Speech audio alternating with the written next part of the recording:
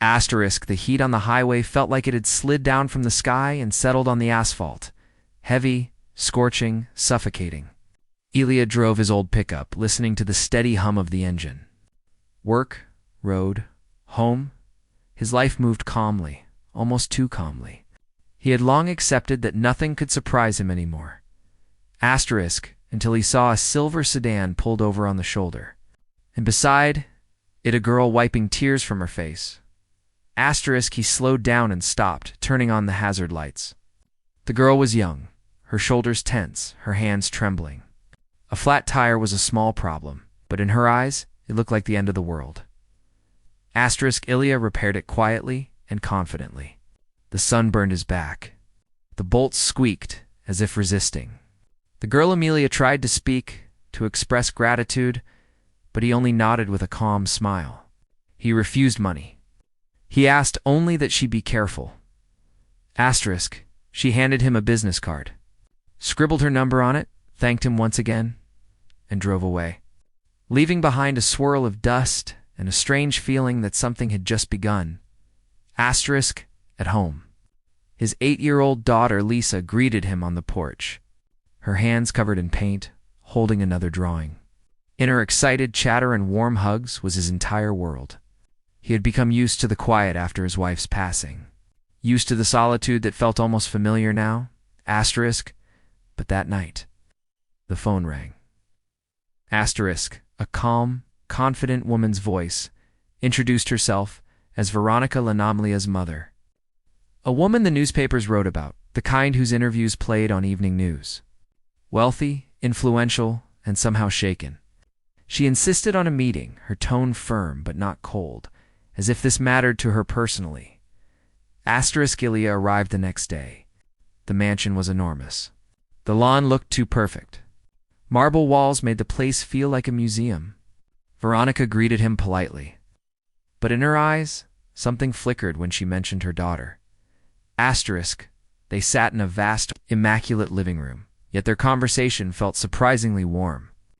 Veronica confessed she worried about Amelia, that she lived in a world where everything was measured in profit, appearances, and reputation, and that it felt unusual to hear of a man who helped her daughter simply out of kindness.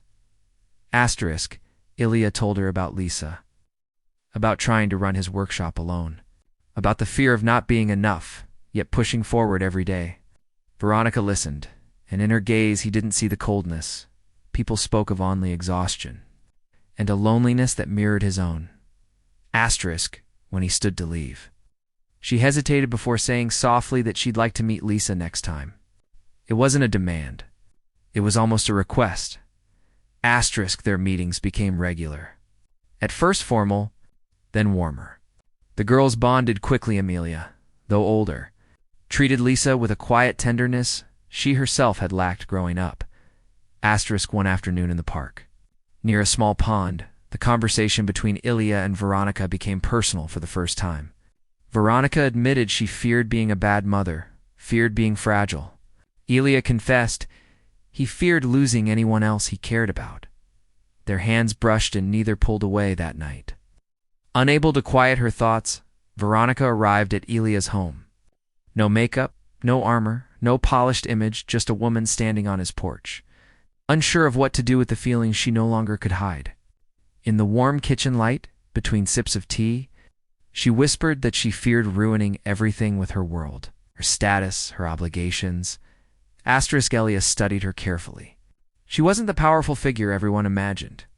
She was simply human. Asterisk, I'm afraid you'll leave, he said quietly. I'm afraid you'll decide you can't handle my world, she replied. Then came the kiss, soft, tentative, as though both were afraid to shatter the fragile moment between them. Asterisk, they fell asleep in each other's arms, waking to the smell of pancakes. Lisa, always an early riser, had covered them with a blanket and was humming in the kitchen. The small dining table felt fuller, warmer, almost whole, and for the first time in years, Ilya felt peace instead of emptiness. Asterisk, Veronica began visiting more frequently. They sat together on the porch, sometimes in silence, sometimes talking about life and the things money could never fix. She watched Lisa run around the yard, watched Ilya mend an old bicycle, and something inside her softened. The marble halls of her mansion suddenly seemed cold compared to the warmth of his small wooden house.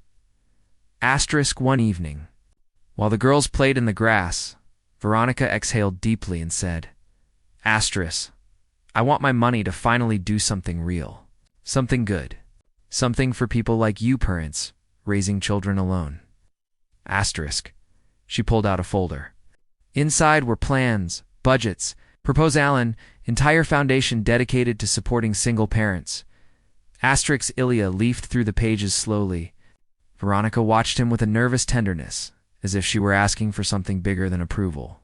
This is right, he said at last. Her smile was quiet, genuine, almost shy. A smile she hadn't shown in years. His life didn't suddenly become luxurious, but it became warm.